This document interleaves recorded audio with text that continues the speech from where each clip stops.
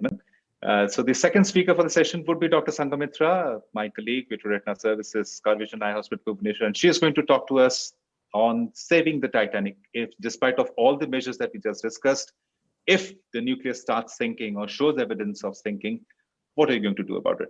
Dr. Sanghamitra, the stage is all yours. Thank you, Dr. Anurag. After those mind-blowing videos, let us move to see what happens if the nucleus sinks. How do we manage it? So when should you start worrying? So as we all know, the rate of retained lens fragment is 0.1 to 1.5% depending upon the experience of the surgeon. It has been suggested that less than 25% of the retained nucleus may be observed indefinitely and may not need any surgical intervention. Nonetheless, any amount that causes a reaction, it's better to be attended to. A reaction to the retained lens fragment usually starts 24 hours to 14 days post-surgery. You need to worry when there is uveitis or vitritis with pain and decreased vision. There is an uncontrolled IOP in spite of all treatment, a cystoid macular edema leading to decreased vision, corneal decompensation, or it is associated with a retinal detachment. The causes of retinal detachment may be an aggressive attempt to retrieve the posteriorly displaced nucleus, the use of phaco probe in the formed vitreous, copious vitreous irrigation with balanced salt solution, a deep posterior vitrectomy through the limbal incision, or a vitreous traction on the peripheral retina during the fragmentation or vitrectomy. So what are the different methods by which we can retrieve or retrieve the nucleus? One is by the cutter, the 20 gauge or the 23 gauge. You might also use a 25 or a 27, but becomes very difficult because the bore of the cutters are very small. Phaco fragmenter, that's commonly used. You can remove it through the anterior segment also, or use perfluorocarbon liquid to float the nucleus top and then remove it through the anterior segment. Whichever method it may be, the things to be remembered is first do a core vitrectomy. Do a vitrectomy around the nuclear matter, free the nucleus, induce a PVD if it is not there. The nucleus is usually, it's always cut in the mid-periphery and can be supported by the light probe. You may inject PFCL bubble to protect the macula in case of a very hard nucleus when it starts splitting.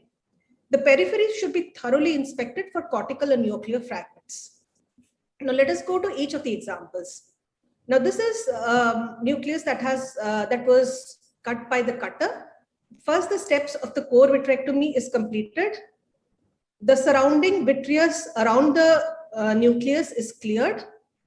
Any loose cortical matter can be taken out with the cutter itself.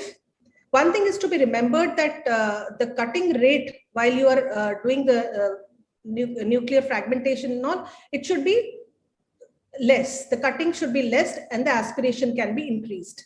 Here I have used a bit of a PFCL bubble to protect the posterior segment, posterior pole, but usually this is not done. You may not do it because it sometimes so happens that these nuclear fragments get nudged in the peripheral part of the PFCL and it becomes very difficult to take them out.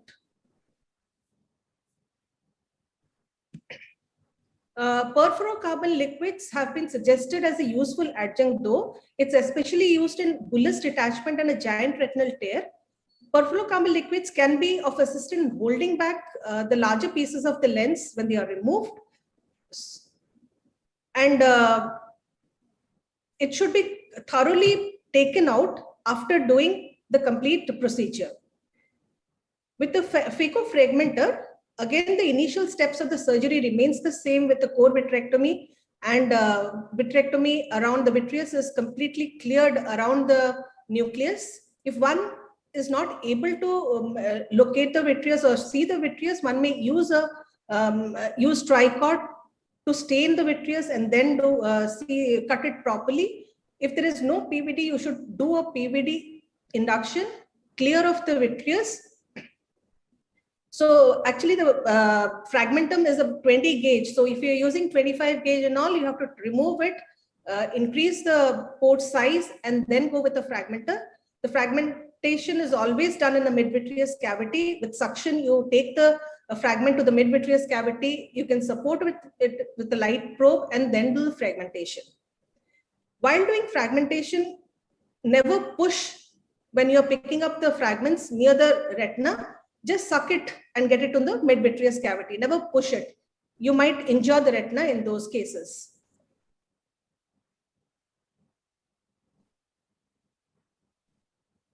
In the third case, it was a total nucleus drop in a diabetic patient, where already the anterior segment surgeon had put the IOL in the sulcus.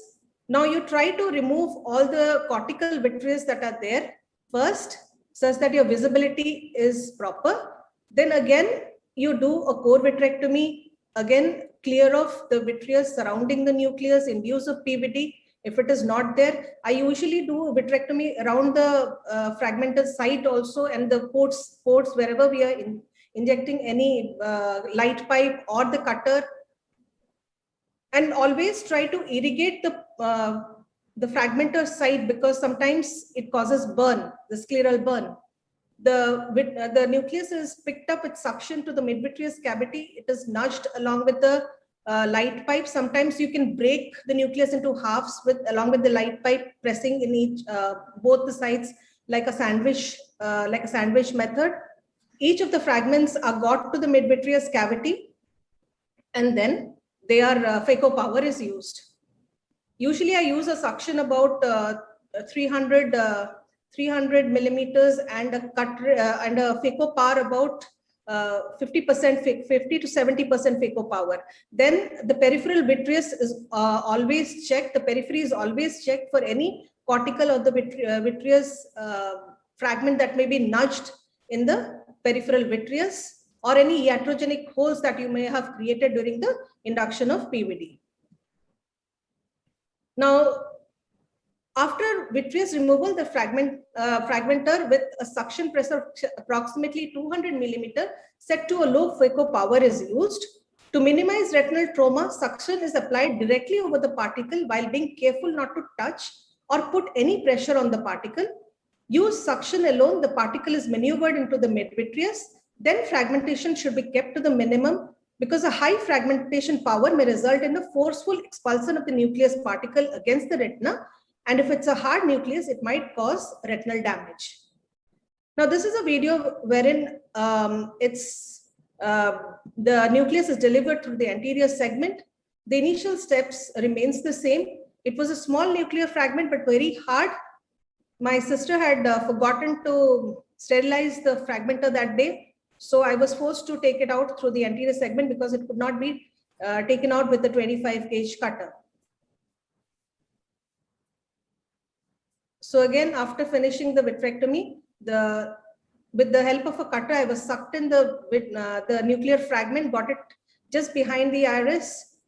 Then irrigation with the anterior segment was copiously filled with viscoelastic.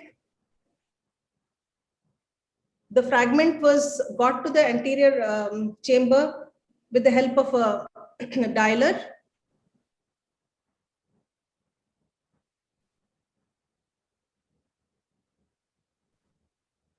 As you can see, almost was 1/4 the size of the nucleus, but was very hard. Then again, viscoelastic was put to protect the endothelium.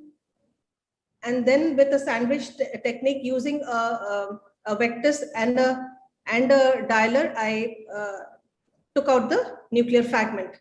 This technique is usually not done until in a dire situation, because this causes a lot of endothelial damage. Sorry. So a word about timing of vitrectomy for retained lens fragments after cataract surgery. There have been multiple studies, and almost all have come to a similar conclusion that patients undergoing early or late vitrectomy almost have the same results.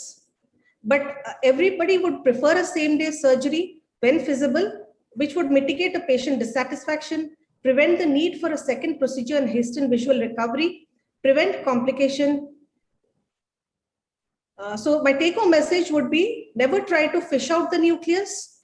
If the nuclear fragment is large, If you are doing a lensectomy, do it or refer to a vitreoretinal surgeon for a lensectomy and a IOL placement.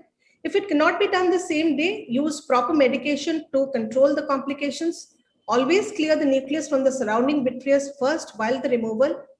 Induce a PVD, always suck the nucleus to the mid-periphery and then use a fragmenter. Do definitely check the periphery for any nuclear fragment or iatrogenic hole that has been caused in the due process. Thank you.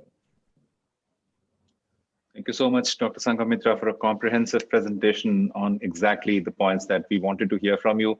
I think you mentioned that there are a lot of things that you do try. There are a lot of things you do not try. What you did not mention is you also should try not to curse the anterior segment surgeon who has landed you up in that soup. Definitely one person, because they are the bread and butter at this time. Then I must take pride that out of the 3 or 4 surgeries that you've shown, I might have contributed to 1 or 2. I don't know. I don't have any idea about that. So we are very glad to receive Dr. Rupak. Meanwhile, thank you so much for joining us, sir. Good afternoon. And if you were there during Dr. Sanghamitra's presentation, we would like to take your inputs before proceeding, just quickly. Yeah, very brilliant presentation, and she has outlined all the methods like using a PFCL, not using a PFCL, fragmentome, and in rare cases, in very hard nucleuses, we do have to take them out through anterior segment. So very well covered. I don't really have anything to add to this brilliant presentation. As much as I understand retina, which is nuggets basically, but I think the most vital point that she made out was staying away from the vital tissues, pulling the nucleus up to the mid-vitreous cavity and then starting to fragment, because this is also an ultrasonic energy generating probe, True, right? True. So Otherwise, we can land with large retinal breaks if you go very near and put phaco-fragmentome power. So always do whatever maneuver has to be done in the mid-vitreous cavity. Yes. And rest of the surgical procedures. Sarvanand sir, anything to add from your side? I think Sanghamitra nicely told about what should not be done apart from what we do, showing what we do. As she already told, using the fragmentome power near the retina, it causes ultrasound burns to the retina, producing very large irregular breaks, which can be very difficult to manage with a lot of risk of vision loss. So that's very, in case where the nucleus is in the posterior pole, it's always safe to put a PFCL bubble, bring up the nucleus into the midvitreous and avoid ultrasound heat burns to the retina. Dr. Sanghamitra, I've always been curious to know, this is just my curiosity more than anything else, you being an omni-segment surgeon, you do, and you're proficient with both anterior segment and posterior segment surgeries, how easy does it become for you to manage these cases, to understand the cataractous nucleus, if not anything else? To be very frank, Dr. Anurag, I'm very comfortable with the posterior segment than the anterior segment. That's majority. That's majority that wins for the session at least. Anecdotal story is that when in Shankar Netralaya, Chennai, when all the VR surgeons were taught phaco, a lot of them, when they had difficulty, they used to make a rent, push the nucleus into the vitreous cavity and That's a very good serpiginous route. Right. Thank you so much, Dr. Sanghamitra and our expert panelists for your inputs. Now we move on to Dr. Manmath Das, which will be the last. Before that, thank you very much. And I would take my leave from this session because I have to attend one more session. Certainly, certainly. All the best to all of all. Yeah, with a painful heart, with a heavy heart, we have to say goodbye to the most sought after retinologist of the state, at least.